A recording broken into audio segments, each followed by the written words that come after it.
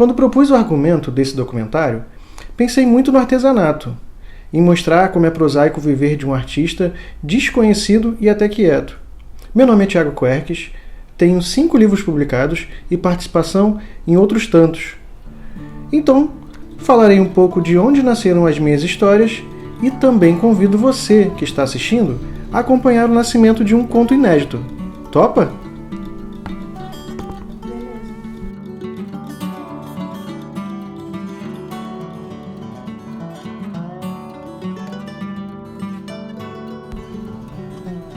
O que é escrever? O que é escrever na Baixada? E sobre a Baixada? De onde vem o escritor? Literatura não é uma coisa sagrada. Literatura tem que estar na rua, na padaria, no comum, e não só no espetacular.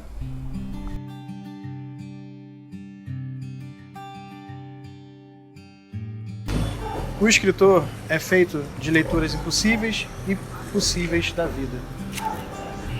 Do mundo ao redor, dos livros e dos infinitos universos. Para escrever, é preciso ler.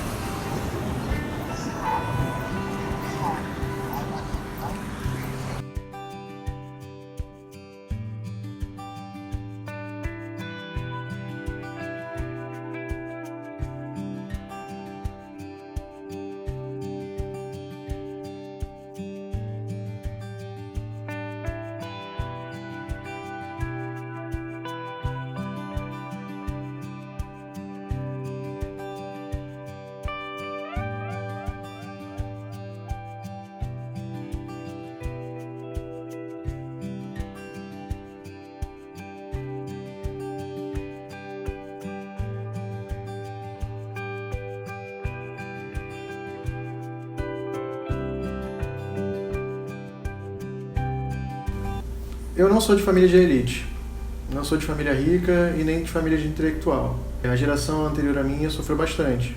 A geração da geração anterior da minha também sofreu bastante. Minha avó veio do Nordeste, minha mãe foi camelô, professora, e todo mundo ralou bastante para que eu tivesse essa carinha de classe média aqui. Eu também ralei bastante, já fiz muita coisa, e o que une todo mundo é que a gente continua sendo pobre e sem tempo. Manuel de Barros costumava dizer que ele trabalhou 10 anos para que a fazenda dele pudesse produzir o suficiente para que ele pudesse ficar à toa, ficar à disposição da poesia. Acho que é o grande sonho de todo artista, todo escritor, poder ficar à disposição da arte. E eu não podia, hoje não posso, mas a gente faz o possível para ficar muito próximo ao que a gente pode de arte. E é assim que eu produzo, assim que são as histórias, das minhas histórias.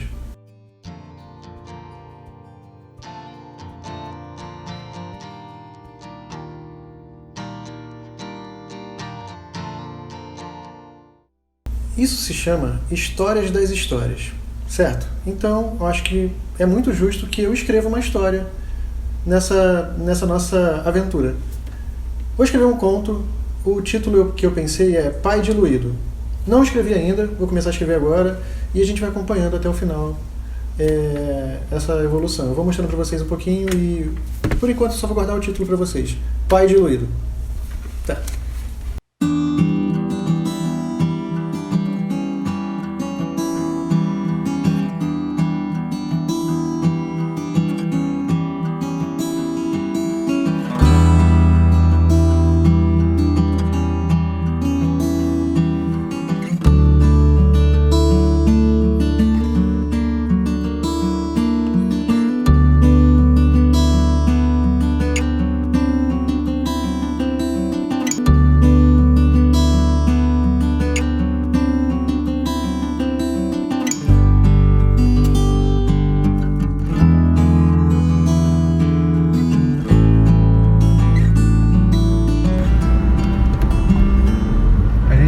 Uma quarta-feira normal, sol, as pessoas cortando pela esquerda. Estou muito estressado, vários problemas, e o mais importante, que é o meu lado de escritor que me ajuda, é uma coisa que Ferreira Goulart diz, que a arte é importante porque a vida não basta. e a vida não está bastando agora porque tem inúmeros problemas. A gente está no Brasil de 2022, na Baixada Fluminense, Nova Iguaçu, todo mundo contando moeda, gasolina cara, mercado caro, carne cara, gás caro. E é o meu olhar de escritor que vem me ajudando a manter um pouquinho da sanidade e voltar ao meu eixo. Olhar os trechinhos da cidade, o que há de poesia. Algumas pessoas que me acompanham há muito tempo falam que eu tenho uma coisa muito peculiar, que é como se fosse um olhar infantil para a vida. Olhar através das coisas, olhar um ponto diferente, olhar uma coisinha como se fosse uma criança olhando. E talvez a poesia seja isso. Levar uma coisa pueril para um dia tão pesado.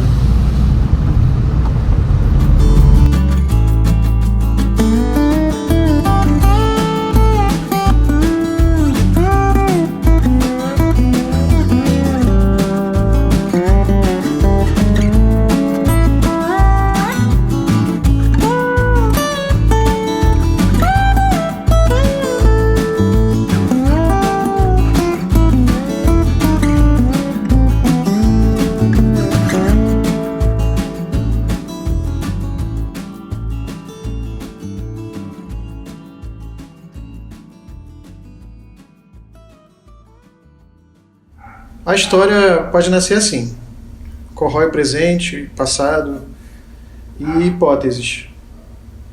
A história se hospeda num emaranhado do cotidiano, entre o despertar, o vibrar e o adormecer. Ela brinca de ser artesã, uma espécie de artesã de memórias reais e imaginadas. E só num instante único, num único instante, ganha as linhas dos papéis, né? Das telas, dos olhos, da voz. E é desse jeito, nesse único instante, que assim ela se torna literatura. É assim que eu produzi todas as coisas da minha vida em relação ao texto. Existe uma linha muito forte que liga Território, A Balada do Esquecido e Tordesilhas. Às vezes parece até uma trilogia, porque o Território foi o meu primeiro grande livro, apesar de eu ter escrito alguns livros antes, que trouxe uma identidade e uma linguagem que eu encontrei para falar sobre literatura. O Território traz 39 contos que vão falando sobre pessoas que são invisíveis para pessoas que são invisíveis. Fala de amores, vários tipos de amores, vários tipos de relações, e fala sobretudo sobre a invisibilidade de ser da Baixada Fluminense. Esse é o primeiro livro. É um livro que rodou em vários lugares, que alcançou algumas coisas que eu não imaginava. O outro livro, que foi meu primeiro romance, é o Balada do Esquecido. O Balada do Esquecido fala de uma questão muito social, que é sobre o racismo estrutural e uma falta de memória. A amnésia do protagonista envolvendo as músicas famosas. Mas é um cara de Nova Iguaçu também, é um cara que tem é mais ou menos um clichê dos roteiros, que é o cara que está voltando para sua terra, voltando para o seu berço. Mas é uma história que fala muito do exterior. É uma distopia, então fala de preços, fala de delimitações fronteiriças, fala de muito preconceito, muito preconceito, não só de raça, mas preconceito de gênero, preconceito de preconceito geográfico também. Mas o que faltava era um livro que falasse sobre a alma. E Tordesilhas chegou depois do Balada do Esquecido falando sobre alma.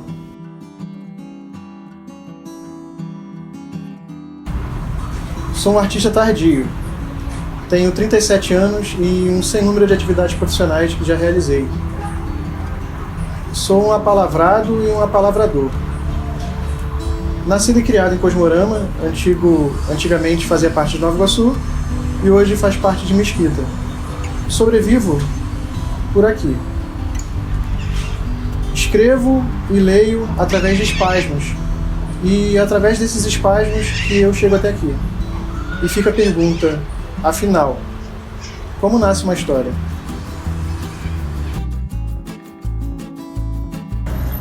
Estamos na praça que eu chamo de Tordesilhas. É a praça que fica exatamente na frente do apartamento onde eu morava na época que eu escrevi o livro. Escrevi esse livro em 2019, esse livro aqui, que é um grande romance. Eu trato ele como um grande xodó da minha carreira, curta carreira até agora. Esse livro nasceu primeiro de uma vontade de escrever um grande romance. Eu tinha escrito A Balada do Esquecido antes, e é um romance curto e é um romance distópico. E eu queria escrever um romance que falasse de sentimentos, que abraçasse alguns afetos que me eram caros e sempre me são caros. Então, a paternidade foi um grande afeto que começou a lançar esse livro para a rua. Comecei a escrever esse livro baseado num personagem chamado Pedro Túlio, com uma filha, uma criança chamada Lisa. E o desenvolvimento da história foi todo envolvendo essa união. Não exatamente só essa, mas todas as uniões. Tem a união do Pedro com a esposa dele, Lia, que é uma grande personagem também do livro, sempre envolto da literatura, mas principalmente, ou não só principalmente, falando das relações, dessas linhas invisíveis que ligam as pessoas. As linhas invisíveis são as relações de pai e filho, as relações de marido e mulher, de relação de avô e neto, relações de vizinhos, relações de amizade, relações profissionais. Então tem muitas dessas relações trazidas para essa praça, que é um grande coração pulsante do livro. O título eu peguei de uma palavra que eu garimpei quando eu trabalhava numa livraria. Tordesilhas é uma linha invisível. Então eu acho que, falando sobre linhas invisíveis, Tordesilhas é uma palavra que pode chamar muito a atenção sobre isso. E eu tenho muito orgulho desse livro, porque ele tem muitas referências. A primeira referência é A Uruguaia, do escritor argentino Pedro Mayral. É um romance também, mas é um romance mais de ação, só que me chamou muito a atenção sobre essas conexões. Então, outro livro que eu referenciei muito no Tordesilhas Eu Receberia as Piores Notícias dos Seus Lindos Lábios, do Marçal Aquino. É um escritor paulista e esse livro é maravilhoso, também já virou audiovisual e é excelente, excelente. Fernando Sabino também é uma referência, Machado de Assis com Dom Casmurro invariavelmente é uma grande referência para quase todas as minhas obras. Tem muita coisa que eu vou trazendo. Tem também o João Carrascosa, que é um escritor de prosa poética. Então, essa mescla toda, todos esses temperos, esses elementos que eu coloquei no mesmo caldeirão, formaram Tordesilhas. Tordesilhas é um livro de amor, mas não é um livro de amor puramente. É um amor que também tem suas dificuldades. Eu consigo lembrar muito que o livro foi sendo construído por muitas coisas ao redor. Eu falei do título, eu falei das referências literárias, mas tem também uma frase. As fronteiras das pessoas são invisíveis. Eu não sei onde começa você e termina eu. Foi uma frase que eu escrevi na máquina de escrever e ela foi desenvolvendo depois em um conto. E o conto encaixou perfeitamente no livro e se tornou uma cena muito marcante do livro. Numa feira em Nilópolis, onde os personagens principais se conhecem. Está acho que no segundo capítulo, no primeiro. E o livro foi sendo construído assim. Uma frase que fazia parte, eu não sabia. Outra cena que estaria ali referenciada. Eu gosto de escrever, eu costumo escrever anotando várias coisas. Quando eu fui produzindo esse livro, eu acho que eu escrevi em 3 meses, mais ou menos, 4 meses, no máximo 5 meses. Eu escrevi em 2019, republiquei ele de uma forma muito honesta e muito bonita, com ilustrações da Elisa, com diagramação do Maurício Irata, e a capa eu que fiz. Todas essas coisas o livro mereceu, não foi só uma vontade, o livro mereceu isso. Então foi uma publicação que foi relançado em 2019, 2021 e em 2022 estamos aqui. Esse é o Tordesilhas. Essa é a praça e foi assim que nasceu esse livro. As minhas inspirações são George Orwell, Fernando Sabino, João Ubaldo Ribeiro, Gabriel Garcia Marques, Haruki Murakami, Daniel Galera, Gabriel Garcia Marques, Clarice Lispector, Aline Bey, Machado de Assis, e as falas da minha avó, as erranças e acertanças da minha mãe, as moradas do meu irmão, os diálogos da minha esposa e o despertar incomum do comum que rodeia o meu olhar pela Baixada Fluminense e pelo mundo.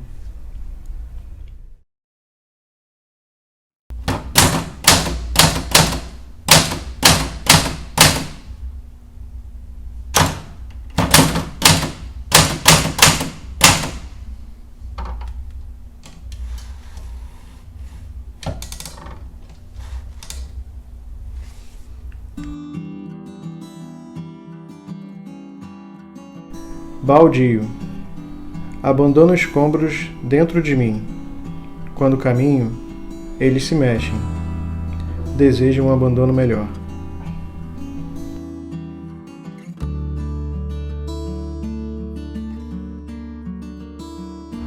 Então, eu tenho uma característica muito marcante, que é um olhar infantil para a vida, para o mundo, para as coisas. Acredito que seja através dessa lente que eu escrevo. Eu coleciono palavras. Eu costumo colecionar palavras desde a adolescência. No início da adolescência, eu lia Machado de Assis e não entendia várias coisas que estavam escritas e comecei a colecionar palavras. E depois a coleção foi ganhando forma e é com essa coleção que eu produzo os livros, inclusive. As minhas histórias, os meus contos. Tem um conto no Território que eu vou ler um trechinho agora, que é a característica de um personagem. É o primeiro conto do livro, se chama Gaiteiro de Corre. Que palavra engraçada é espadaúdo. Sempre pensei que era putaria, o que é apenas linguagem popular. Sujeito de ombros largos. Sou um sujeito fadado a palavras. Não sou letrado como tantos senhores de bigodes aí. Não sou letrado, sou um letrudo. Sou um letrante. Sou um letreiro que se apaixona por palavras ambulantes. Por isso, sou um colecionador. Esse trechinho do Território é exatamente isso que eu estou falando. E eu coleciono palavras. Então vou falar algumas palavras pelas quais eu sou apaixonado. Palavras como bunda, pirilampo, mequetrefe, ciricutico, chilique, bochecha, ziquezira, birosca, espelunca, pocilga, maciota, escangalhar, borogodó, rebimboca, pereba, sacripanta, zoeira, dengo, chamego e cafuné.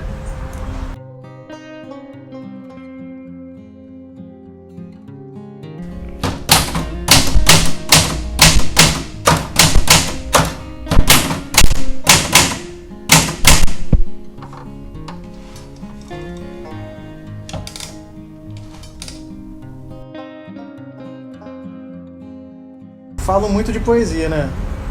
Mas é que, como diz um escritor pernambucano, Marcelino Freire, a poesia é uma espécie de pré-escola ou maternal de todo escritor. Daí, o que ele quiser seguir, ou então permanecer na poesia, mas a poesia tem esse ar de fundamental, e é, de fato, fundamental. O meu olhar abraça um mundo que não é só espetacular. Eu gosto de abraçar coisas que estejam comuns no cotidiano. Às vezes o dia apresenta essas coisas que não são tão espetaculares. Eu gosto de escrever sobre coisas incríveis, mas eu gosto, sobretudo, também das coisas que não têm sal. Anton Chekhov, escritor russo, uma vez disse: se um revólver surgir numa história, ele será necessariamente disparado. O problema é que todo mundo acha que a vida é assim. A vida é a história, não uma história. Ou seja, não é uma história como fazem os escritores. É a história de cada um, escrita por cada um e de interferência maior de cada pessoa que a vive. Se um revólver aparecer na história, pode ser que ele não seja necessariamente disparado, porque na sua história há o que tiver de haver. Na sua história há o inútil, o tão marcante inutensílio de Manuel de Barros. Na verdade, grandes partes das vidas, das histórias reais, é feita de revólveres não disparados que sequer sabem o motivo de terem aparecido na história. O resto são os disparos. O que é pouco para tanta gente que espera grandiosidade de romance em histórias franzinas de banca de jornal, de fundo de rua sem saída, na comunidade mais inóspita do mundo. Em seu famoso livro de viagens, o navegador Marco Polo descreveu os moradores de Zanzibar. Ele falava que eles tinham lábios muito grossos, boca muito grande, nariz como os de um macaco. Andavam nus e tinham a pele totalmente negras. Para quem era de outra região, na verdade, poderiam parecer demônios. E isso, para mim, soa muito familiar, porque as pessoas fora da Baixada Fluminense também tratam as pessoas daqui como diferentes demais, sabe? E a palavra-chave é exatamente essa. Quem é de Nova Iguaçu, Mesquita, Duque de Caxias, São João, Queimados, não é igual quem é do Rio de Janeiro ou de outros lugares. Tem a sua peculiaridade. E é isso. Sobre Zanzibar ou Baixada Fluminense, são apenas pessoas diferentes, culturas diferentes, e é assim que tem que ser.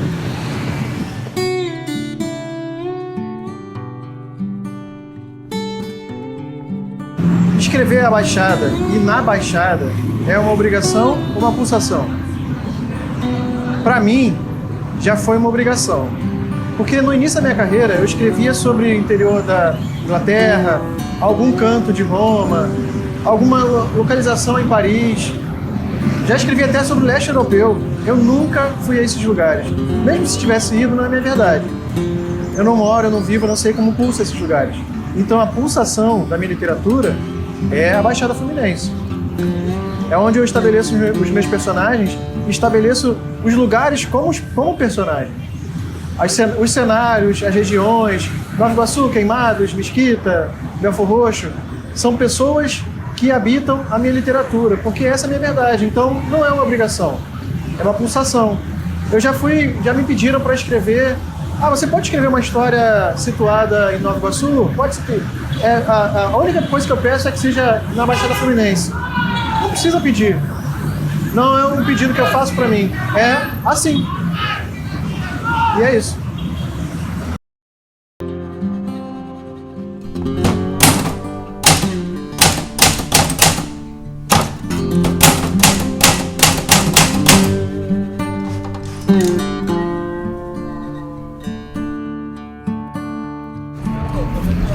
Aos 22 anos, um escritor escreveu um romance e enviou para Buenos Aires.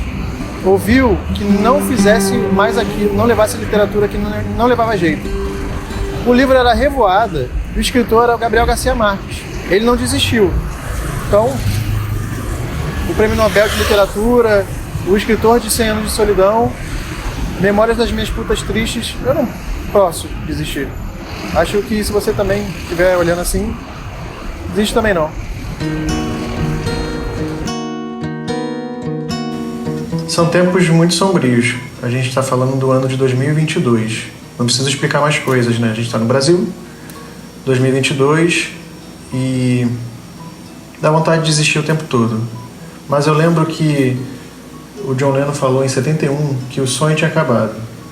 Ele falava sobre a década de 60, sobre os Beatles, mas sobre essa sombra de fim nasceu a carreira do David Bowie, o Queen, o movimento punk, Marvin Gaye e a carreira solo do Michael Jackson, só para ficar em poucos eventos e na cultura. Então, eu tenho vontade de desistir o tempo todo, mas eu sou rodeado de afetos. E pelos afetos na respiração, no contexto, na vida, na família, em pequenas coisas, em grandes coisas. E eu tenho uma frase guardada que eu criei e me move muito, que é essa frase aqui. Tem até ela escrita aqui no meu caderninho de escrita. que é essa frase aqui. Eu vou ler para vocês. Afeto existe a todo canto, que é para dizer que desistir é só uma possibilidade antes de dizermos que valeu a pena continuar. Vale para mim, eu acho que vale para todo mundo.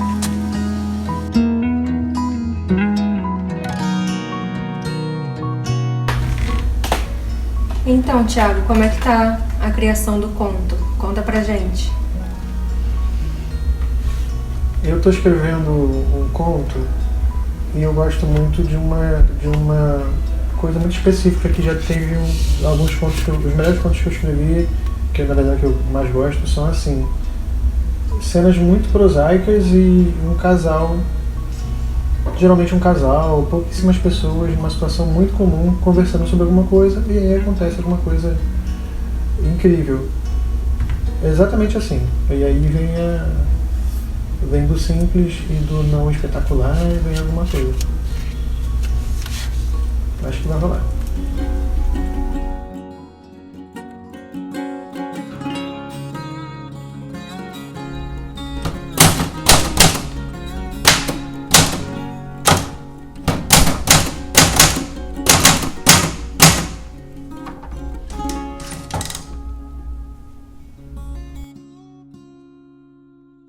A verdade é que o escritor só se faz com a existência do leitor.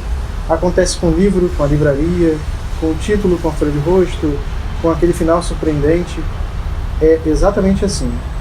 O leitor, para mim, é uma importância tão grande que ele aparece aqui, acolá, ele some, ele surge, e é exatamente como uma inspiração. Eu costumo dizer que eu sou feito de carne, osso, sangue e literatura. É exatamente disso que eu sou feito. Então, a evolução tá boa. Eu tô quase no final do conto. E é engraçado que são dois personagens muito chatos. Mas são pessoas que são muito reais. Não vou contar exatamente o que é esse pai diluído. Tô chegando no final.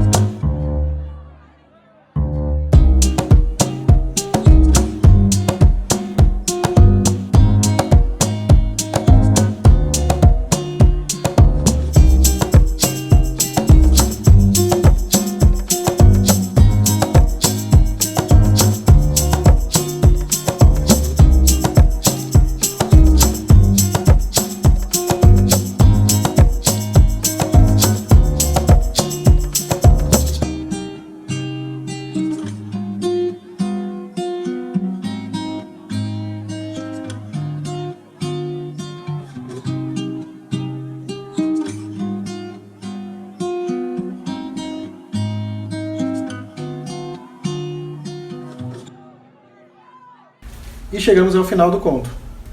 O conto Pai Diluído eu acabei de escrever, demorei cerca de 30 minutos e vou fazer a leitura para você que está assistindo e para quem está aqui atrás. Vamos lá! Vagamente autobiográfica é a vida depois das 10. Quer dizer que somos mais honestos antes do café? Sim, somos do tipo que tem péssimo humor antes da vida começar a correr. Aí depois disso é só fingimento, né não? Diz, meu novo homem, não vai dizer nada? Ah, humor ruim, né? Demos sorrisos. Esse homem pega no meu pé para massagear. A arte de jogar assunto fora bem lá dentro da relação que começa. Um vício puramente meu. Seus pés de moça são detestáveis. Suas mãos de menino que tem má vontade. Pé de moça, vê isso. Pé de moça parece até nome de doce. E você já viu doce ruim? Então respeita esse pé que faz maravilhas. E pisquei os olhos. Mas combinam. Pés de moça 36 e mãos de menino 42. Vou fazer uma rima ruim. Sorte sua é que eu sou de exatas. Isso é uma ameaça? Achei horrível. Continue. Mais sorrisos. O telefone dele toca. Era a mãe. Pego o café. Quando volto, ele se nubla, se encrespa em anunciação de pequena tempestade. Pergunto, o que foi, meu amor? Ah, coisa de família. Desculpa ser invasiva, mas a gente sai há 2 semanas e você não fala nada da sua família. Nem você da sua, pô. Ah, pra ser exato, são 18 dias que já estamos saindo. Tá certo. Mas vou falar então. É peculiar. Ele apertou mais a planta do pé. Mas não machuca meus pezinhos. O homem vermelho se arrumou na cama branca. É ótimo fingir que quarto de hotel barato em cidade praiana é a cara da nossa futura casa, e eu não sou de imaginar família bonita, só brinco mesmo. Misturo a manteiga na torrada murcha e boa. Sigo. Tem uma coisa com a minha avó que passou para minha mãe e que eu não deixei que passasse para mim. Mas não as culpo, só não acreditei que estivesse escrito para mim. Nossa, estamos falando de alguma maldição? Quase. Ou sim, sei lá. Mas, continuando, eu vim de uma comunidade do interior, lá pelos lados de Japeri, quase só de mulheres e crianças. Os homens de lá eram sobras, quase nulos.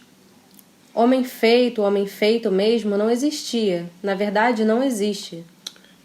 O quê? Eles eram expulsos? Ou eram proibidos de entrar? Não, nada disso. É pior. Enchi os pulmões de coragem para contar a realidade que mais parecia, sei lá, um conto ruim de escritor de subúrbio ou uma árvore venenosa que, quando cortada, dá seiva fofa. Respirei e respondi. Viravam pó. Ele riu, estranhou, fez movimento de serpente com a coluna, arregalou os olhos. Continuei a informação. Morriam, eram cremados, viravam pó.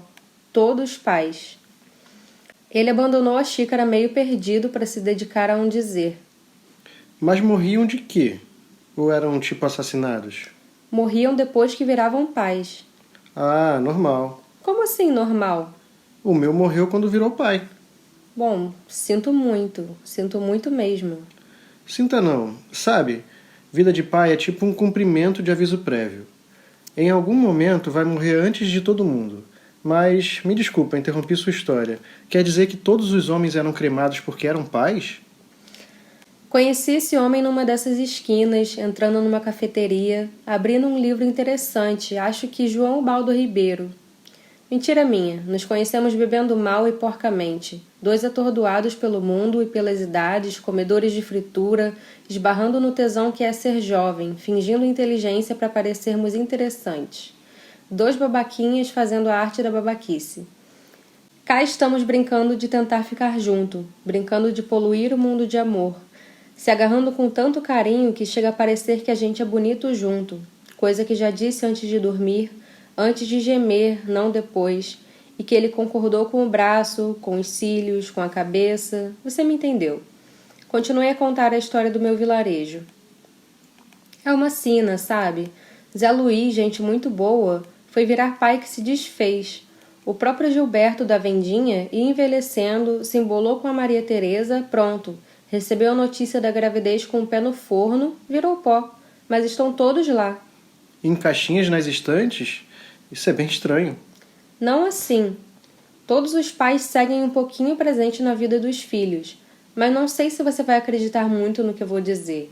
É que depois que viram pó, a ideia da tradição é que os pais sejam diluídos. Ele não reage, ou reage mal, não mexe uma molécula. Sigo explicando. As mulheres mais velhas pegam os pós de pais e jogam no café, na água, nos chás, nas vitaminas. A ideia é fazer com que sejam, de certa forma, presentes na vida dos filhos. É isso. Imagina as piores respostas possíveis. Mas esse homem que me olha é realmente um homem que me olha e me desconcerta, seja com esse jeito falante dos silêncios, seja com um deboche de pensamentos. Ele responde: Agora você vê, paz a conta-gotas. Esse homem é isso aí, fracassar cada vez melhor. E riu. Riu de faltar ar, quase caiu da cama e voltou. Mas não é que faz sentido?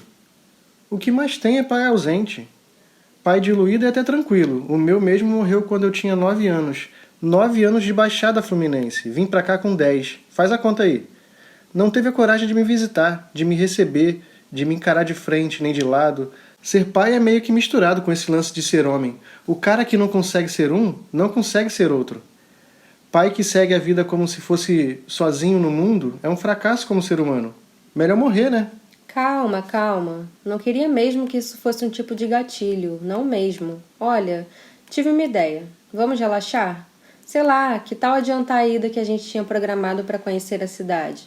A gente se arruma, vai naquele mirante, depois naquela praia mais deserta que pesquisamos. Que tal? Afinal, é a nossa primeira viagem de final de semana. Ele concordou. Combinamos de sair em meia hora, atraso velado de mais 20 minutos. Ele se arrumou antes. Exibiu um sorriso de abdômen, uma bem articulada serenidade e me encaminhou 2 beijos de desejo de bom banho quente, mais quente que o chuveiro da minha casa. Abri a porta na volta, o banheiro em fumaça quente. Daria para escrever com o dedo no espelho, e eu escrevi. Escrevi em letras garrafais se ele toparia namorar comigo. Bom, se chato namora chato, nós estamos a meio caminho andado. Quis perguntar se ele toparia viver uma vida sincera comigo, mas não vi nada. Quando saí do banheiro, parecia um deserto esse quarto quase sem paredes. Não sabia que era crime brincar de hipóteses sobre o amanhã. O sujeito que nem futuro pai é, fugiu não diluído, mas evaporado feito covarde. Passava do meio-dia. Havia uma falta de imaginação no ar e um café definitivamente fraco.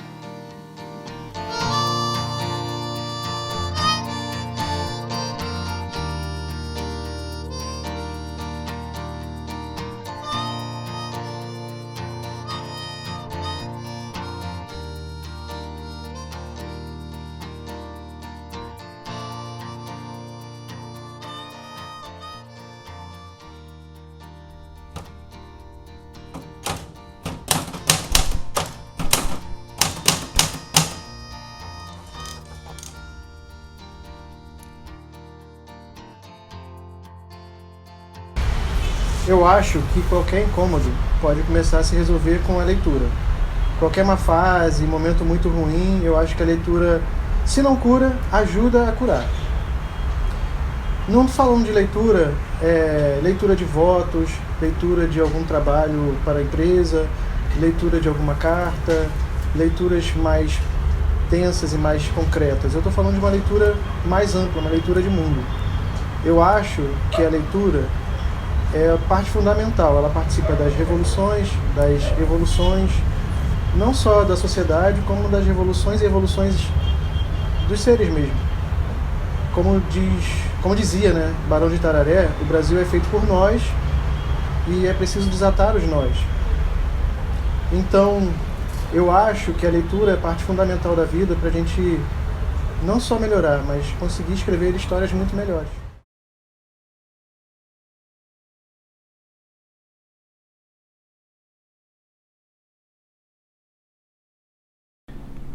Santo Agostinho uma vez disse: de que modo ensinais as coisas futuras, ó Senhor, para quem não há futuro?